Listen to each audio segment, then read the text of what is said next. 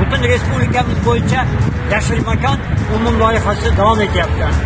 Ushbu umum loyihaga biz ham qaraqayliklar, Sherni xalqi, faol nuroniylarimiz labbay deb javob berib, bugun yurtimizni yashillikka burkash uchun bel bog'lamog'imiz kerak. Xalqimizda qadimdan bir naql bor. Obodlik xonadondan boshlanadi, ko'ngildan boshlanadi degan. Agar har birimiz o'zimiz yashab turgan xonadonga eng kamida 4 donadan ko'chat ekadigan bo'lsak, bugungi kunda Qaraqtayda 1244 ta xonadon bor. Agar bilasizmi, bu bilan biz qancha kislorodga boy bo'lgan o'simliklarni yetishtirgan bo'lamiz. Muhtaram Prezidentimizning tashabbusi bilan Ohangaron O'sh yo'lining ikki betiga juda katta yashillikni targ'ib qildilar. Bugungi kunda butun respublikamizga Ohangaron tajribasi yoyilgan.